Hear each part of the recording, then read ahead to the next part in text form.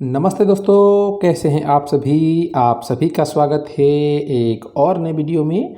और इस वीडियो में हम लोग देखने वाले हैं कक्षा 10 के गणित के प्रश्नावली यानी कि एक्सरसाइज 3.6 के क्वेश्चन नंबर 2 में जो भी प्रश्न दिए हुए हैं इन सभी प्रश्नों के हल को। इससे पहले हम लोगों ने प्रश्न नंबर 1 को किया था, जिसमें इसके 1 से लेके 8 तक पार्ट थे। इन सभी प्रश्नों को हमने किया है और अच्छे तरीके से किया है। उस वीडियो का लिंक इसके डिस्क्रिप्शन के लिंक के नीचे मिल जाएगा। और साथ ही साथ एक और जानकारी दे दूं कि ये जो भी प्रश्न हम लोग यहाँ पे हल करेंगे उसका भाषा के साथ नीचे डिस्क्रिप्शन में हल मिलेगा आपको, तो वहाँ से उस PDF को डाउनलोड करके वहाँ से भी आप चेक कर लीजिएगा। चलिए इस वीडियो की शुरुआत करते हैं। प्रश्न नंबर 2 क्या कहता है इसे समझते हैं और इसे हल करने का हम प्रयास करते हैं। प्रश्न नंबर 2 कह रहा है कि निम्न समस्याओं को रैखिक समीकरण युग्म के रूप में व्यक्त कीजिए और फिर उनके हल ज्ञात कीजिए। क्या कह रहा है प्रश्न को समझिए कि नीचे कुछ शाब्दिक समस्याएं दी हुई है, इनको क्या करना है, हमें रैखिक समीकरण युग्म का रूप देना है, फिर उसका हमें हल ज्ञात करना है।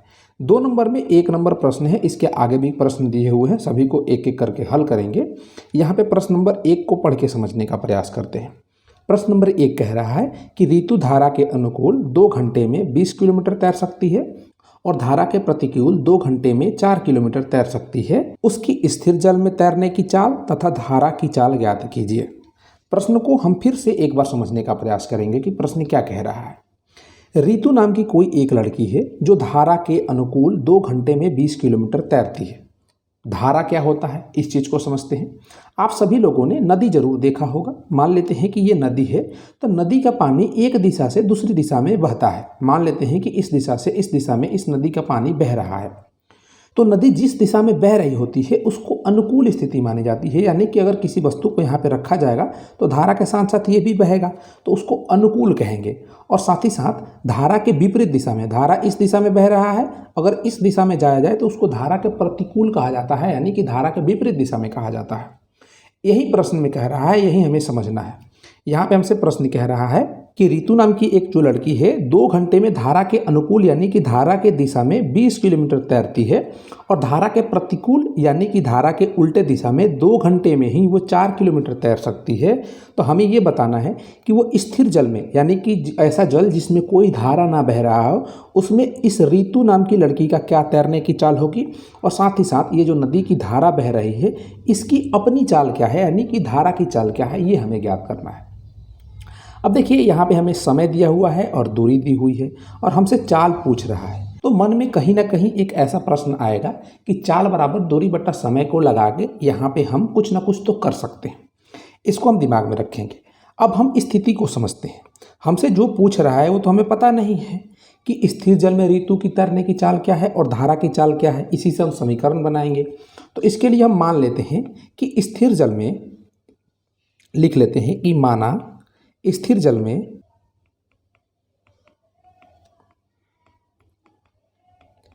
ऋतु की चाल, ऋतु की तैरने की चाल की जो चाल है इसको हम मान लेते हैं x किलोमीटर प्रति घंटा। x किलोमीटर प्रति घंटा क्यों? क्योंकि चाल है और यहाँ पे जो दूरी दी हुई है किलोमीटर में दी हुई है और समय घंटा में दिया हुआ है, तो किलोमीटर प्रति घंटा हम मान लेते हैं। इसी प्रकार से एक बात और मान लेते हैं हम कि ये जो धारा बह रही है नदी की धारा, धारा की क्या चाल है, धारा की चाल को हम मान लेते हैं y किलोमीटर प्रति घंटा। अब स्थिति नंबर 1 के अनुसार हम समझते हैं। स्थिति नंबर 1 में इसको केस 1 लिख लेते हैं। इस स्थिति में धारा के अनुकूल ऋतु तैर रही है, तो जब ये धारा के अनुकूल तैर रही है तो धारा की कुछ अपनी चाल है जो कि y है और ऋतु की अपनी चाल है जो कि x है। तो ये दोनों आपस में जुट जाएंगे तभी तो इस स्थिति की चाल बनेगी। तो इसको हम क्या लिख सकते हैं, धारा की चाल क्या है, y है, और नदी की चाल क्या है, x है। दोनों आपस में जुट जाएंगे तो ये पहली स्थिति की क्या बनेगी, चाल बनेगी। हमें समय क्या दिया हुआ है, पहली स्थिति में समय दिया हुआ है 2 घंटा और हमें दूरी क्या दी हुई है, पहली स्थिति में दूरी दी हुई है 20 किलोमीटर। यहाँ से यदि हम सूत्र लगाने का प्रयास करें, चाल बराबर क्या होता है, दूरी बट्टा समय। चाल बराबर दूरी बट्टा समय। तो क्या यहाँ से हम दूरी ज्ञात कर सकते हैं, दूरी बराबर चाल गुणे समय।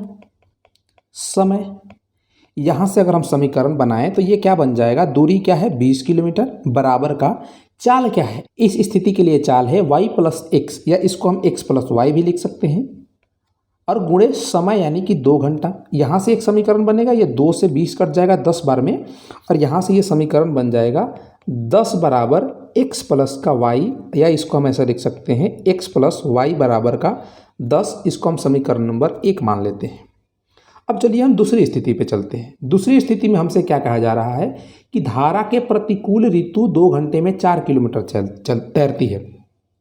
धारा के प्रतिकूल मतलब यहाँ पे अगर हम देखें, धारा इस दिशा में बह रहा है y किलोमीटर प्रति घंटा के अनुसार, और ऋतु इस दिशा में तैर रही है x किलोमीटर प्रति घंटा के अनुसार, और ये दूरी तय कर रही है, यानी कि 4 किलोमीटर तैर रही है। इसका मतलब है कि ऋतु की चाल धारा से अधिक है, ऐसा हमें मानना पड़ेगा, ऐसा समझना पड़ेगा, तभी तो तैर के आगे बढ़ रही है। यहाँ से मान लेते हैं कि ऋतु तैरना शुरू करती है और यहाँ तक 4 किलोमीटर तैर के आती है, यानी कि ये चाल जो x है ये y से अधिक है, तभी तो तैर रही है ये। तो स्थिति में क्या कहा जा रहा है कि 2 घंटे में 4 किलोमीटर तैर रही है। तो इस स्थिति की चाल क्या होगी? यहाँ पे अगर हम केस 2 लिखें, स्थिति नंबर 2, केस 2 स्थिति 2, इसको हिंदी में भी लिख सकते हैं, तो ये क्या बनेगा? इस स्थिति की जो चाल होगी वो क्या होगी? x माइनस का y होगी। x माइनस वाई हम क्यों लिख रहे हैं, y माइनस एक्स हम क्यों नहीं लिख रहे हैं? यहाँ पे समझिए, ऋतु कुछ दूरी तय कर रही है। अगर x ज़्यादा होगा तभी तय करेगी, अगर x छोटा हो जाएगा तो धारा के साथ साथ बहती हुई चली जाएगी, तो वो आगे की तरफ 4 किलोमीटर कैसे दूरी तय करेगी? अब इस स्थिति में हमें समय भी दिया गया है। समय क्या दिया हुआ है? समय 2 घंटा दिया गया है, और इस स्थिति में हमें दूरी क्या दी हुई है? दूरी दी हुई है 4 किलोमीटर। यहाँ भी हम लगा सकते हैं चाल बराबर दूरी बटा समय। यहाँ से अगर हम दूरी निकालें तो हमें क्या प्राप्त होगा? इस समीकरण में रख दीजिए, एक समीकरण प्राप्त हो जाएगा हमें। हम दूरी यहाँ से निकाल रहे हैं तो चाल गुणे समय होगा। यहाँ से हम दूरी को क्या लिख लेंगे? 4 किलोमीटर बराबर चाल क्या है?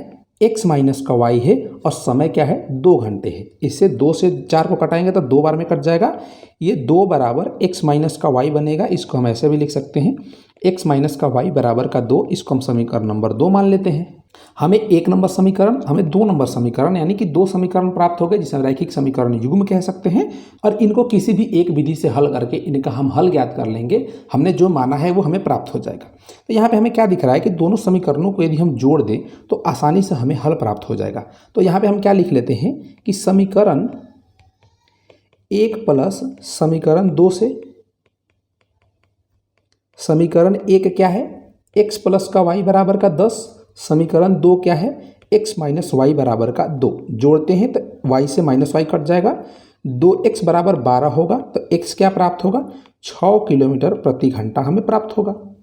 यहाँ से अगर x के मान को किसी एक समीकरण में रख दें, यहाँ पे हम लिख लेते हैं कि x बराबर 6 समीकरण 1 में रखने पर अब हमें क्या प्राप्त होगा? समीकरण 1 क्या है? x प्लस का y बराबर 10। तो x का मान 6 रखेंगे तो 6 प्लस वाई बराबर 10 हमें प्राप्त होगा। यहाँ से y का मान 10 माइनस का 6 यानी कि 4 प्राप्त हो जाएगा। अतः हमने x क्या माना है? x क्या है? ऋतु की स्थिर जल में चाल है जो कि 6 किलोमीटर प्रति घंटा आएगी। y हमने क्या माना है?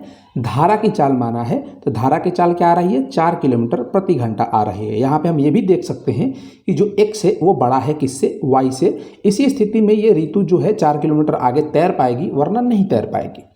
तो ये प्रश्न का उत्तर क्या हो जाएगा? हम आगे क्या लिख देंगे कि अतः स्थिर जल में ऋतु की क्या चाल है? 6 किलोमीटर प्रति घंटा है, और धारा की चाल क्या है? 4 किलोमीटर प्रति घंटा है। उम्मीद है कि ये 1 नंबर प्रश्न आप लोगों को समझ में आया होगा। इसका एक बार पढ़ के समझने का खुद से प्रयास कीजिए, और बिना आंसर देखे, बिना हिंट लिए करने का प्रयास कीजिए खुद से। अगर नहीं होता है तो हिंट लीजिए, लेकिन मैं तो आपसे यही कहूँगा कि खुद से करिएगा ईमानदारी के साथ। ठीक है, उम्मीद है कि प्रश्न नंबर 1 आपको समझ में आया होगा। अब चलिए 2 नंबर के दूसरे प्रश्न पे चलते हैं। यहाँ पे दूसरा प्रश्न दिया हुआ है, ये क्या कहता है इसको पढ़ के समझते हैं, फिर इसे भी हम हल करने का प्रयास करेंगे। प्रश्न कह रहा है 2 महिलाएं और 5 पुरुष एक कसीदे के काम को साथ साथ 4 दिन में पूरा कर सकते हैं, जबकि 3 महिलाएं एवं 6 पुरुष इसको 3 दिन में पूरा कर सकते हैं। ज्ञात कीजिए कि इस कार्य को करने में एक अकेली महिला कितना समय लेगी, पुनः इसी कार्य को करने में एक पुरुष कितना समय लेगा। प्रश्न को पहले समझिए कि प्रश्न क्या कहना चाहता है, फिर हम हल करने की तरफ बढ़ेंगे। यहाँ पे प्रश्न कह रहा है कि 2 महिलाएं और 5 पुरुष, यानी कि हम मान लेते हैं कि 2 महिलाएं हैं और 5 पुरुष हैं। पुरुष को P से, महिला को M से लिख रहे हैं। किसी कसीदे के काम को कर रहे हैं, यानी कि कोई काम करने की जगह है जिसको कसीदा बोल रहे हैं, उसमें उन्हें एक काम करने को मिला है। ये काम हम मान लेते हैं कि ये काम है, तो इसको ये कितने दिन में पूरा कर रहे हैं? पूरा करने में इनको ये 4 दिन लग रहा है, पूरे काम को करने में। कितना? 4 दिन, समझिएगा। फिर इसी स्थिति में कहा जा रहा है कि ये जो काम है यही एकदम सेम काम है, और इस काम को करने में यदि 3 महिला लगा दी जाए और पुरुष की संख्या बढ़ा के 6 कर दी जाए और इस स्थिति को दिया जाए काम करने के लिए, तो ये लोग इसी काम को 3 दिन में पूरा कर देते हैं। 3 दिन में इस काम को ये पूरा कर देंगे। अब आप मुझे ये बताओ कि ये 1 दिन में कितना काम करेंगे? 4 दिन में पूरा कर रहे हैं, तो 1 दिन में अगर इसे हम 4 हिस्से में बराबर बांट दें इस काम को, तो इसका 1 हिस्सा वो पूरा करेंगे 1 दिन में। हमसे यहाँ पे क्या पूछ रहा है? हमसे ये पूछा जा रहा है कि इसी काम को, ये सेम काम को अगर एक महिला को दे दी जाए करने के लिए, तो वो कितने दिन में पूरा करेगी? हमें नहीं पता कितने दिन में पूरा करेगी, तो इसको हम मान लेंगे।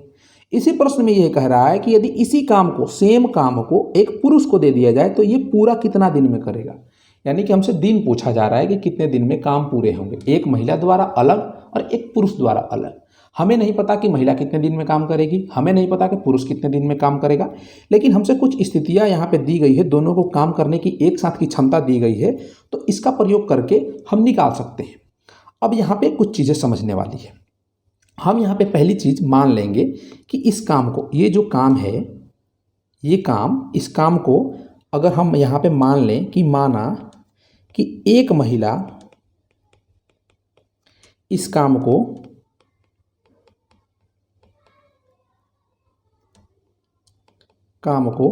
X दिन में पूरा करती है, X दिन में पूरा करती है, ये X दिन में पूरा कर रही है। और हम ये भी मान लेते हैं कि जो एक पुरुष है वो इस काम को Y दिन में क्या करता है? Y दिन में पूरा करता है। अब इस चीज़ को समझिएगा, यहाँ पे समझने का प्रयास कीजिएगा कि जो एक महिला है इस काम को अगर X दिन में कर रही है, यानी कि अलग अलग इस काम को X भाग में बांट दें, तो 1 दिन में वो इस काम का 1 भाग करेगी, यानी कि 1/X करेगी। 2 दिन में 2/X करेगी। 3 दिन में 3/X करेगी। X दिन में X/X करेगी, यानी कि काम पूरा हो जाएगा। समझ रहे हैं मैं क्या कहना चाहता हूं? जो बचपन में हम लोगों ने एक नियम पढ़ा था कक्षा 5 कक्षा 6 में, उसी का प्रयोग हमें यहाँ पे करना है। हमें 1 दिन का काम निकालना है कि 1 दिन में ये कितना काम करेंगी। अकेली महिला 1 दिन में कितना काम करेगी, अकेला पुरुष 1 दिन में कितना काम करेगा। इसी प्रकार से ये समझिए, अगर हम बराबर भागों में Y भाग में बांट दें, तो 1 दिन में ये पुरुष 1/Y काम करेगा, 2 दिन में 2/Y काम करेगा, 3 दिन में 3/Y काम करेगा, Y दिन में Y/Y करेगा, यानी कि काम पूरा हो जाएगा। ये स्थिति आपको समझनी पड़ेगी, ठीक है। अब देखिए, अगर एक महिला इस काम को 1 दिन में 1/X भाग कर रही है इस काम का, तो अगर 2 महिलाओं को लगा दिए जाए इस काम को करने में, तो दुगना काम करेंगी, तो 2/X हो जाएगा। अगर 3 महिलाओं को लगा दिया जाए तो 3/X काम करेंगी। एक ही दिन की बात कर रहे हैं हम, 1 दिन पे ध्यान दीजिएगा।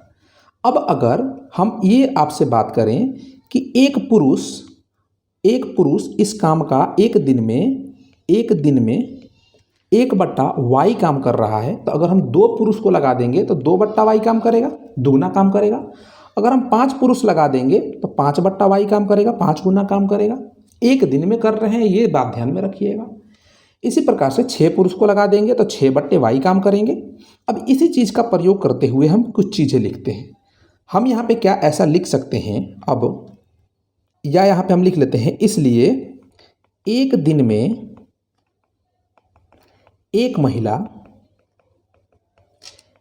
इस काम का 1/X भाग करेगी। इसी प्रकार से एक पुरुष कितना करेगा? एक पुरुष 1 दिन में एक पुरुष इस काम का 1/Y भाग पूरा करेगा।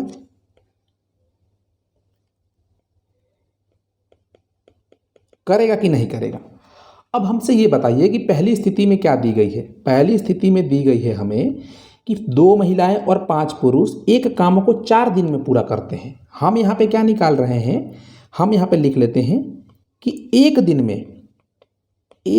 में 2 महिलाएं और 5 पुरुष इस काम का कितना भाग करेंगे, इस काम का कितना भाग करेंगे। यहां पे लिख लेते हैं इस काम का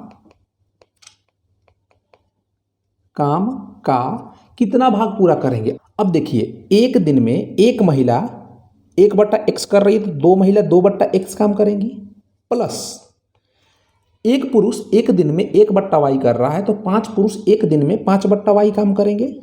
और इस काम का ये जो पूरा काम है, ये पूरा काम 4 दिन में खत्म हो रहा है तो 4 बराबर भागों में बांटा जा सकता है।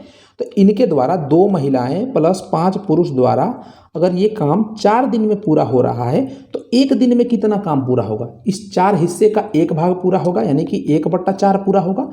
और यही हम निकाल रहे हैं तो इसको क्या हम 1/4 नहीं लिख सकते, 1/4। इसको अगर हम सरल करना चाहें तो सरल करके या इसको समीकरण नंबर हम 1 मान लेते हैं। इसी प्रकार से दूसरी स्थिति हमसे क्या कह रही है, दूसरी स्थिति पे चर्चा करते हैं कि 3 महिलाएं 6 पुरुष 3 दिन में इस पूरे काम को कर रहे हैं। यानी कि अगर हम एक दिन का काम निकालें कि एक दिन में 3 दिन में नहीं, एक दिन में 3 महिलाएं और 6 पुरुष इस काम का 1/3 भाग पूरा करेंगे, 1/3 पूरा करेंगे। कैसे करेंगे इस काम का 1/3 भाग, क्योंकि 3 दिन में ये एक काम हो गया, इसको 3 दिन में 3 महिलाएं और 6 पुरुष कर रहे हैं। कितने दिन में, पूरे काम को 3 दिन में कर रहे हैं। अगर इनको हम 3 बराबर भागों में बांट दें तो एक दिन में कौन सा काम होगा, कोई एक भाग काम करेगा। 2 दिन में 2/3 भाग होगा और 3 दिन में 3/3, यानी कि पूरा काम हो जाएगा। एक ही नियम का प्रयोग हम यहाँ पे कर रहे हैं, ठीक है। तो यहाँ पे एक दिन के लिए हम ऐसा नहीं लिख सकते हैं कि अगर एक महिला एक दिन में 1/x काम कर रही है तो 3 महिलाएं अपने काम का 3/x काम करेंगी। और साथ ही साथ एक पुरुष एक दिन में 1/y काम कर रहा है तो 6 पुरुष एक दिन में कितना काम करेगा, 6/y काम करेगा। और ये दोनों मिला के 3 दिन में पूरे काम को कर रहे हैं तो एक दिन में कितना करेंगे, 1/3 इस काम का करेंगे। इसको समीकरण नंबर हम 2 मान लेते हैं।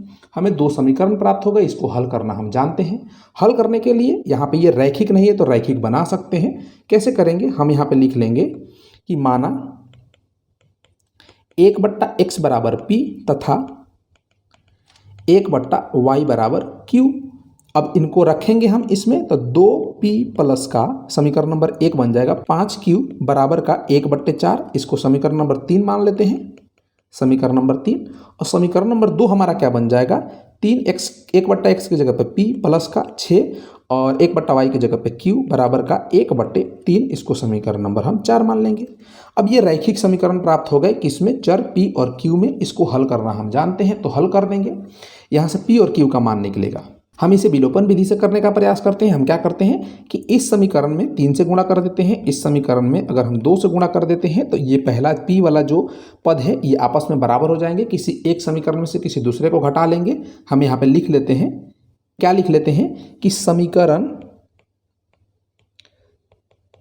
3/3 माइनस समीकरण 4/2 से क्या प्राप्त होगा हमें। समीकरण 3 क्या है, 2p प्लस 5q बराबर 1/4। 3 से गुणा करेंगे तो 6p प्लस 15q बराबर 3/4। और दूसरा समीकरण क्या है, 3p प्लस 6q बराबर 1/3। तो 6p प्लस का 12q बराबर का 2/3। इसको घटाएंगे तो माइनस माइनस माइनस ये कट जाएंगे, 15 में से 12 जाएगा, 3q बचेगा बराबर का 3/4 माइनस का 2/3। इसका एलसीएम लेंगे तो ये आएगा 12, यानी कि 9 माइनस का 8 यानी कि 1/12। तो q का मान क्या आ जाएगा, यहाँ से 1/36 आ जाएगा q का मान। अब हम क्या करेंगे, यहाँ से q का मान किसी एक समीकरण में रख देंगे।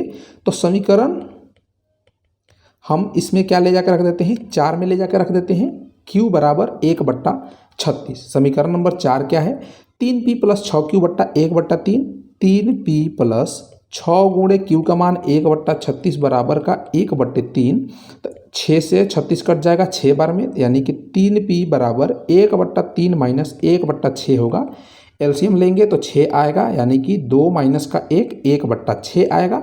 यहाँ से P का मान क्या आ जाएगा, 1/18 आ जाएगा। यहाँ पे हमारा ख़त्म नहीं होता है हल, आगे हम क्या करेंगे, हमने क्या माना है अभी कि P बराबर 1/x माना है, P का मान 1/18 आया है, इसलिए x का मान क्या आएगा, 18 आएगा। इसी प्रकार से हमने Q बराबर 1/y माना है, तो y Q का मान क्या आया है, 1/36 आया है, तो y का मान क्या आएगा, 36 आएगा। x क्या है, एक महिला द्वारा इस काम को करने में लिया गया दिन है, यानी कि एक महिला इस काम को, जो भी एक काम है, इसको ये 18 दिन में पूरा कर देगी। और y क्या है, y एक पुरुष द्वारा इस काम को y दिन में करने का क्या है, काम पूरा करने का दिन है, यानी कि y बराबर कितना आया है, 36 आया है। यानी कि एक पुरुष इस काम को 36 दिन में करेगा और महिला 18 दिन में करेगी। यहाँ से क्या मालूम पड़ता है कि महिलाएं की जो काम करने की यहाँ पे शक्ति है, इस स्थिति में वो क्या है, पुरुष से ज़्यादा है। ठीक है, प्रश्न नंबर 2 आपको समझ में आया क्या? मैंने समझाने का प्रयास किया है कि किस प्रकार से करना है। पहले प्रश्न को समझिए, प्रश्न को समझने के बाद हल करना शुरू कीजिए। यहाँ पे हमें एक दिन का काम निकालना है। पहले एक दिन में एक महिला कितने काम करेंगी, एक दिन में एक पुरुष कितने काम करेंगे। अगर इस बात को हम जान लेते हैं तो हम ये बता देंगे कि एक दिन में 10 महिलाएं कितने काम करेंगी, 50 महिलाएं कितने काम करेंगी, 100 महिलाएं कितने काम करेंगी, ये भी हम बता देंगे। और साथ ही साथ अगर हम ये पता कर लें कि एक दिन में एक पुरुष कितना काम कर रहा है, तो हम 2 पुरुष का, 5 पुरुष का, 10 पुरुष का, कितने का भी बता सकते हैं। और साथ ही साथ हमें क्या करना है, इस बात पर भी गौर करना है कि 2 महिलाएं और 5 पुरुष इस काम को 4 दिन में पूरा करते हैं, तो एक दिन में इस काम का कितना भाग करेंगे, ये ज्ञात करके हम दोनों समीकरणों को बनाएंगे और दोनों समीकरणों को हल करना हम जानते हैं और आसानी से हल कर देंगे। चलिए अगले प्रश्न पे बढ़ते हैं। अगला प्रश्न क्या कहता है, इसको देखते हैं, प्रश्न नंबर 3, और इसे हल करने का हम प्रयास करते हैं। पहले इसको समझते हैं कि रूही 300 किलोमीटर दूरी पर स्थित अपने घर जाने के लिए कुछ दूरी रेलगाड़ी द्वारा तथा कुछ दूरी बस द्वारा तय करती है। यदि वह 60 किलोमीटर रेलगाड़ी द्वारा तथा शेष बस द्वारा यात्रा करती है तो उसे 4 घंटे लगते हैं। यदि वह 100 किलोमीटर रेलगाड़ी से तथा शेष बस से यात्रा करे तो उसे 10 मिनट अधिक लगते हैं। रेलगाड़ी एवं बस की क्रमशः चाल ज्ञात कीजिए। प्रश्न समझने का प्रयास किया कि प्रश्न क्या कह रहा है। अगर नहीं समझ में आया तो फिर से एक बार पढ़ के समझो। मैं आपको समझाने का प्रयास करता हूं कि प्रश्न क्या कहता है। यहाँ पे प्रश्न नंबर 3 में कह रहा है कि रूही नाम की कोई लड़की है जो कहीं से, मान लीजिए कि इस बिंदु से वो अपने घर जाती है, जिसकी दूरी क्या है, 300 किलोमीटर है। यहाँ पे हमने स्ट्रेट लाइन बना दिया है, जरूरी नहीं है कि वो जिस रास्ते से जा रही हो एकदम सीधा हो, लेकिन उसके बीच की दूरी क्या है, 300 किलोमीटर है। आगे प्रश्न में कह रहा है कि जो ये दूरी है 300 किलोमीटर की, यह एक रेलगाड़ी से तय करती है और बस से तय करती है। मान लीजिए कुछ दूरी बस से और कुछ दूरी रेलगाड़ी से तय करती है अपने घर जाने के लिए। यहाँ पे एक स्थिति दी हुई है, स्थिति नंबर 1, जिसमें कहा गया है कि ये 60 किलोमीटर दूरी, इस 300 में से 60 किलोमीटर की दूरी ये रेलगाड़ी से तय करती है, और जो बचा हुआ दूरी है जो कि होगा 240 किलोमीटर, वो किससे, बस द्वारा तय करती है। तो उसे कितना समय लगता है, 4 घंटे समय लगता है यहाँ से यहाँ जाने में, यानी कि इस बिंदु से अपने घर तक जाने में उसे, अगर वो 60 किलोमीटर रेलगाड़ी से तय करती है और 240 किलोमीटर यदि बस से वो तय करती है, तो समय कितना लग रहा है उसको अपने घर जाने में, दोनों को मिला के 4 घंटे लग रहे हैं। कितने घंटे लग रहे हैं, 4 घंटे लग रहे हैं। दूसरी स्थिति में इसी प्रश्न में कहा जा रहा है, यदि वो 60 किलोमीटर रेल से ना चलकर यदि वह 100 किलोमीटर रेल से चलती, इसी स्थिति में 300 किलोमीटर की दूरी, यदि वो 100 किलोमीटर रेल से चलती और बचा हुआ 200 किलोमीटर अगर वो बस से चलती, तो इस स्थिति में उसे कितना समय लगता, 4 घंटा 10 मिनट लगता। अब हमें ये बताना है कि रेलगाड़ी की चाल क्या है और बस की चाल क्या है। अब इस प्रश्न को हल करने के लिए हम क्या करते हैं कि दोनों स्थितियों को अलग अलग हल करते हैं। पहले आप समझिए केस 1 में, यानी कि स्थिति नंबर 1 में। स्थिति नंबर 1 में रूही नाम की लड़की 60 किलोमीटर क्या चल रही है, रेलगाड़ी से चल रही है। बचा 240 किलोमीटर, 240 किलोमीटर किस चीज़ से चल रही है, बस से चल रही है। समय कितना लग रहा है, समय उसको लग रहा है 4 घंटे, यानी कि 4 आवर। अब यहाँ पे देखिए, अब हमें क्या ज्ञात करना है, रेलगाड़ी की चाल और बस की चाल। तो हम क्या करेंगे कि मान लेंगे कि माना रेलगाड़ी की चाल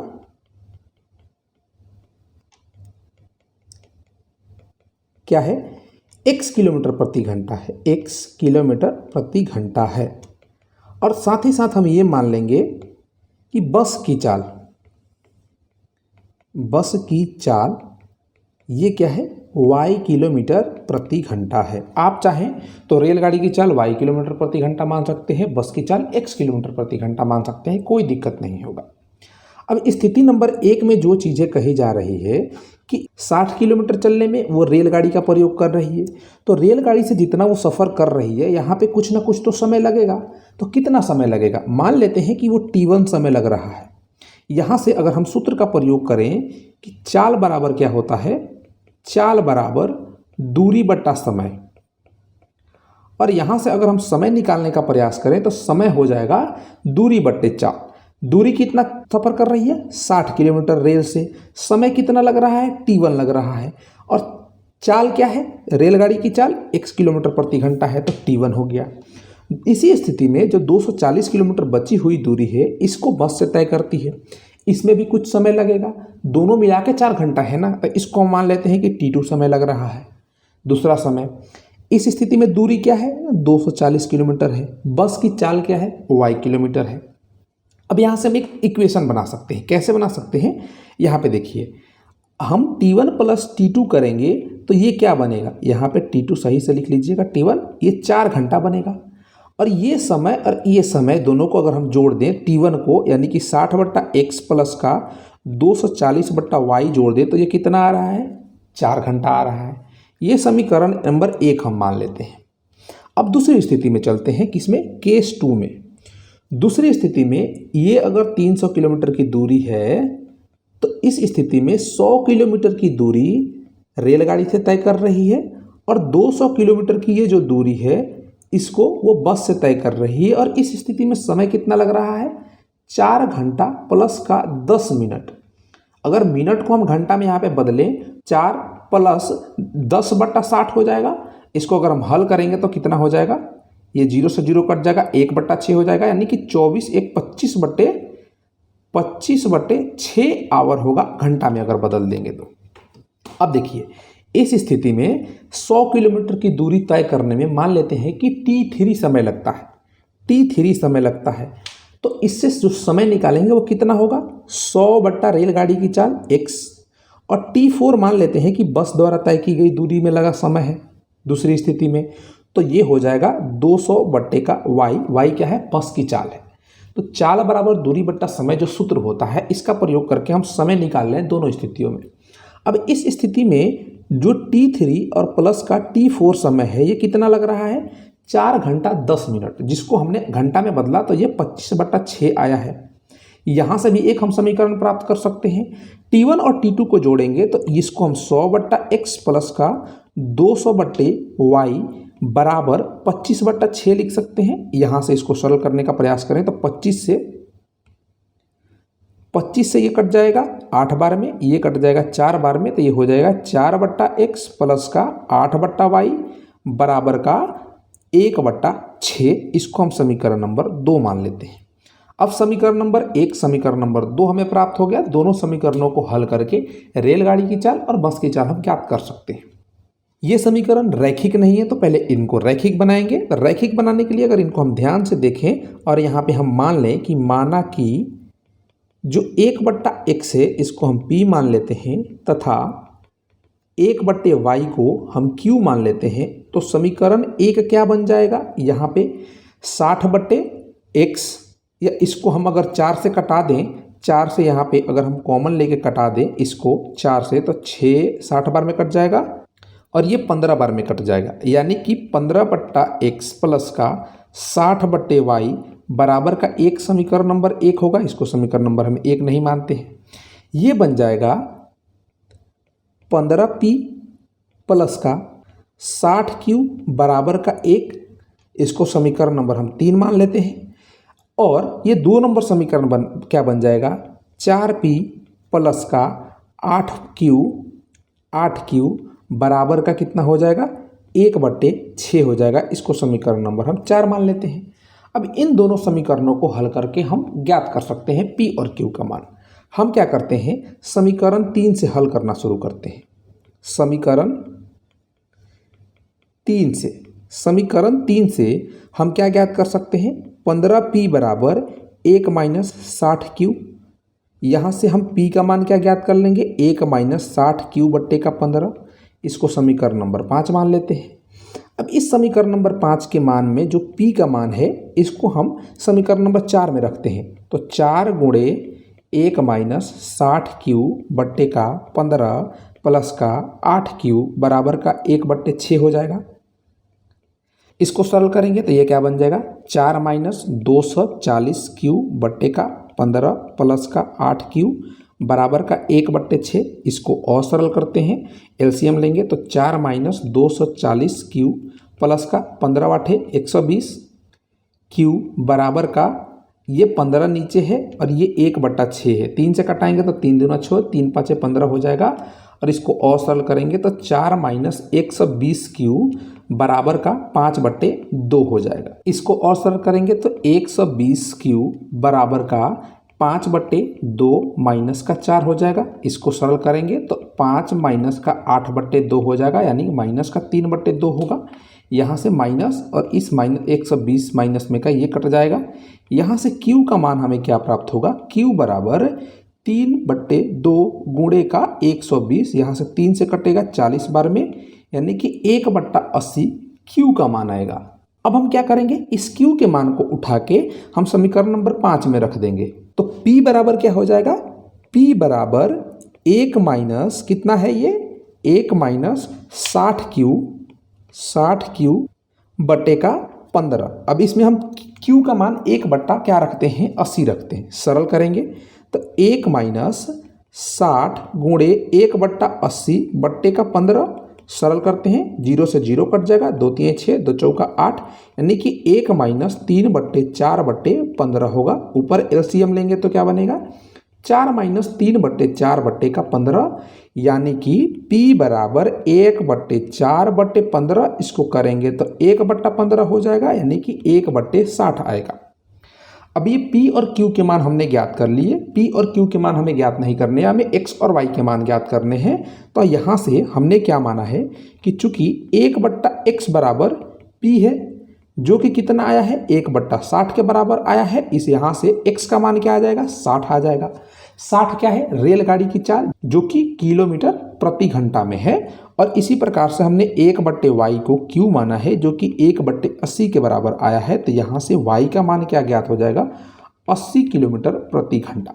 हमसे प्रश्न में यहाँ पे क्या बोल रहा है कि रेलगाड़ी एवं बस की चाल ज्ञात करनी है। तो रेलगाड़ी की चाल हमने x किलोमीटर प्रति घंटा माना है, y और बस की चाल हमने y किलोमीटर प्रति घंटा माना है। तो हमने रेलगाड़ी और बस की चाल दोनों ज्ञात कर ली। ये इस प्रश्नावली का अंतिम प्रश्न था। उम्मीद है कि ये प्रश्न आपको समझ में आया होगा। तो प्रश्नावली 3.6 में जो 2 प्रश्न दिए हुए थे, प्रश्न नंबर 1, प्रश्न नंबर 2। प्रश्न नंबर 1 को तो हमने अलग वीडियो में किया था, प्रश्न नंबर 2 को हमने इस वीडियो में किया था। प्रश्न नंबर 2 में 3 प्रश्न थे, तीनों प्रश्नों को हमने बहुत ही आसानी से सरल तरीके से समझ लिया है। तो उम्मीद है कि ये वीडियो आपको अच्छा लगा होगा। अगर अच्छा लगा होगा तो वीडियो को लाइक करेंगे, चैनल पर नए होंगे तो चैनल को सब्सक्राइब करेंगे, साथ ही साथ इस वीडियो को अपने दोस्तों के साथ भी शेयर करेंगे। एक जानकारी मैं आपको और दे दूं कि इन सभी प्रश्नों के हल आपको डिस्क्रिप्शन में PDF के रूप में मिलेंगे, तो उससे भी डाउनलोड कर लीजिएगा। चलिए ठीक है, फिर मिलते हैं किसी अगले वीडियो में। तब तक के लिए पढ़ते रहिए, मजे करते रहिए। जय हिंद।